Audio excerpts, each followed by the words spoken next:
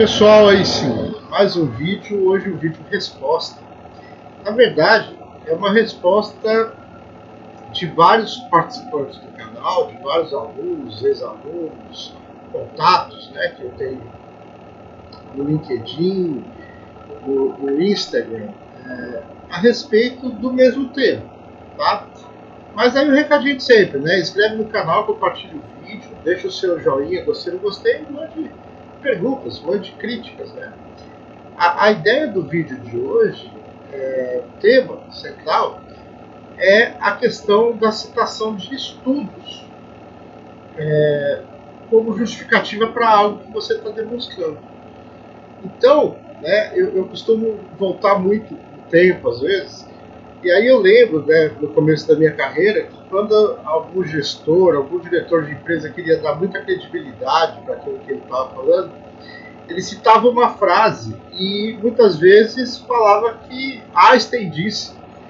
E é engraçado, né, que na época eu já pensava isso e mais tarde eu vinha comprovar que se todas as frases citadas por Einstein, teoricamente, realmente o Einstein falou, ou deveria ter falado, ele teria que viver uns 5.000 anos.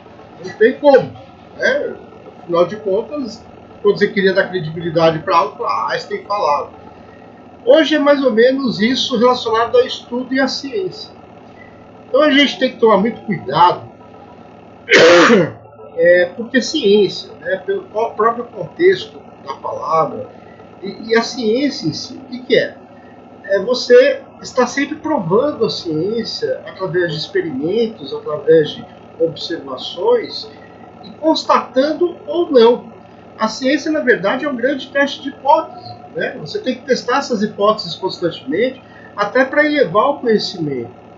Tem uma pessoa na internet que eu sou muito fã, mas eu gosto de algumas coisas que ele fala, que é o Fernando Conrado. Ele fala, não é o futuro que puxa, é o passado que empurra. E é a verdade. A ciência é isso. Né? Você vai testando aquilo ao longo do tempo para o conhecimento evoluir e ir à frente. Você está descobrindo coisas novas, você está sempre testando. Então a ciência nunca vai ser uma verdade absoluta. A gente tem que tomar cuidado quando escuta, por exemplo, prefeitos de São Paulo, na época da pandemia, falar, isso é ciência. Ótimo, vamos testar, vamos contestar, vamos testar a hipótese. Esse é o ponto. Ciência não é, nunca foi e nunca vai ser uma verdade absoluta. Da mesma forma, estudos. Né? Estudos não quer dizer que eles sejam bons. Né? Inclusive, eu cito aqui para vocês 2 documentários onde deixa isso muito claro, do Brasil Paralelo, Pátria Educador e Unitopia, onde mostram casos práticos de estudos que são feitos e que não faz sentido nenhum. Muitas vezes são feitos, inclusive, para servir de justificativa de coisas imbecis que as pessoas falam. Né? Eu costumo brincar com os meus alunos que realmente a inteligência é limitada. Não estou falando daquele podcast não, tá, gente? Estou falando de uma afirmação. A inteligência humana é limitada, mas a burrice, a estupidez e a imbecilidade não tem limite. A gente vê cada dia mais absurdos na internet, na literatura, que não fazem sentido algum, não fazem, sabe, conexão com nada, não chega a lugar nenhum, não aplica na prática. Então, o fato de você citar e falar, existem estudos sobre isso, né? Você substituiu o Einstein da minha época pela palavra estudo. Não quer dizer que o estudo seja bom, não quer dizer que o estudo seja conclusivo e não quer dizer muito menos que o estudo dê resultado prático. Pelo contrário, né, se a gente acompanhar os indicadores de educação, não só no Brasil, mas no Brasil especificamente, falando do mundo todo, vem caindo ao longo do tempo. Né? Existem estudos dizendo que essa é a primeira geração do QI menor do que a anterior. E aí? Como é que a gente contesta isso? Logo, os trabalhos também vêm caindo a qualidade, vem caindo a efetividade. E aí, eu volto a dizer, pessoal, projeto bom é aquele que dá certo e não tem receita de bolo. Cada caso é um caso, porque tem que levar em consideração o problema, o cenário do problema, né? Às vezes 2 processos idênticos, um no norte e outro no sul, são cenários totalmente distintos. O problema é distinto pelo cenário. e o perfil da pessoa que está disposta a resolver aquele problema. Cada um tem um limite, cada um tem uma ambição, cada um tem um objetivo. Você tem que adequar essas coisas para poder fazer um bom projeto, né? E cumprir aquilo que você determinou como meta, como objetivo no início do projeto. Então, muito cuidado, né? Porque estudos não necessariamente são bons. E aí eu queria contar uma breve história para vocês, para provar isso que eu estou querendo dizer nesse vídeo. Ano passado, um ex-cliente meu, com certeza esse cliente jamais me contratará de novo, fez uma turma de Greenbelts. E o perfil da turma era um perfil muito diferente, tá? Do que eu estava acostumado. Então, eu tentei dar uma aula mais amena, né? Mas sempre deixando claro que os objetivos tinham que ser cumpridos, que os projetos práticos tinha lá uma régua que ia ser igual para todo mundo.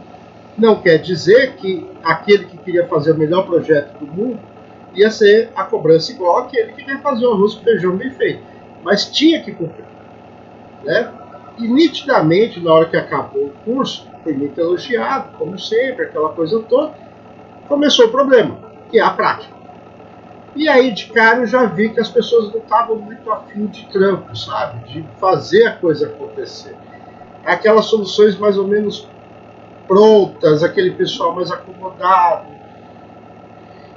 E eu fui alertando, eu falei, gente, não é por aí, né? Projeto dá trabalho. 80% suor e 20% metodologia e estratégia. Tem que coletar dados, tem que pegar o seu cenário, tem que estudar o seu problema, né? Tem que definir quais são as variáveis críticas do seu caso. E aí eu fiquei sabendo, durante um tempo, né? Sempre tem os alunos que comentam mais e tal, que 5 participantes daquela turma tinham se reunido para pesquisar no Google, através de inteligências artificiais, estudos sobre o problema deles, sobre o processo deles. Olha que interessante. Inclusive, eles não fizeram nem muita questão de me enganar. Eles citavam em suas apresentações a referência bibliográfica, de onde tirou o estudo, de onde que veio, né, aquelas conclusões e tal. Gente, desculpa, estou um pouco gripado.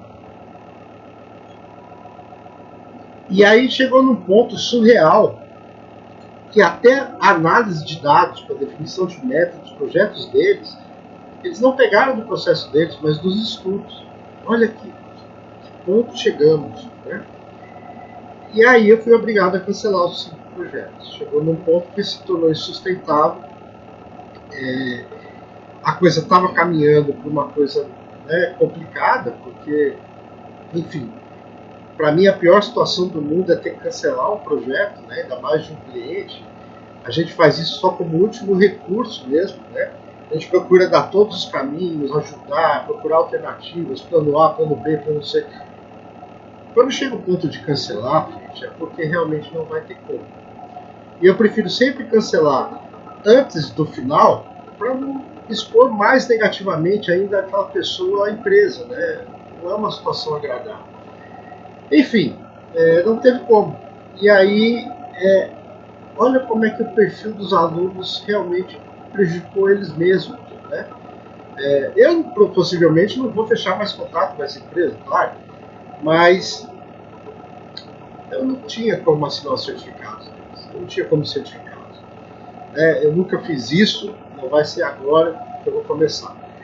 E é aquela coisa, não é questão de ser rigoroso, de ser rígido, é apenas fazer aquilo que foi tratado, que foi combinado.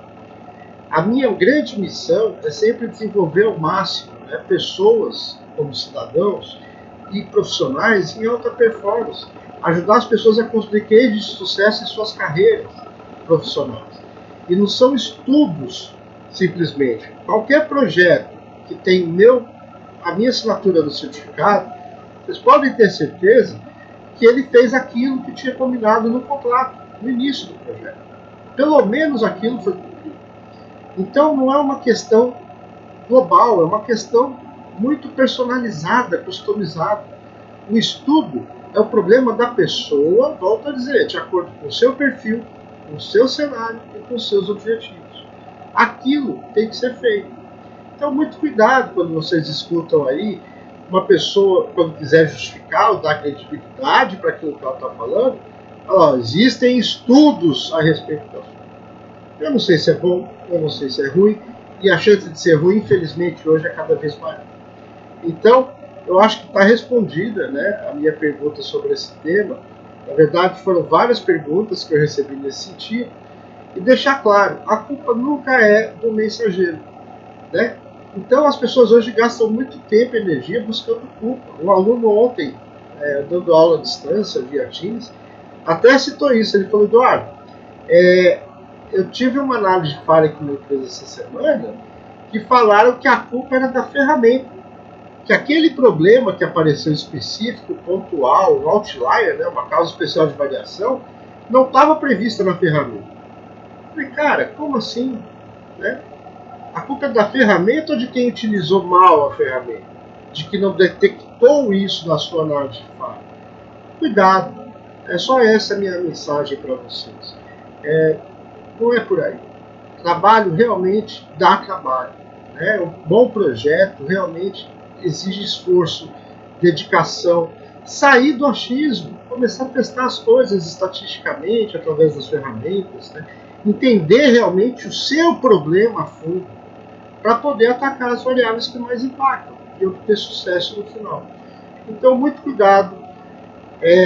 A minha recomendação cada vez é: conhecimento sempre agrega, mas tem que ser filtrado. Né?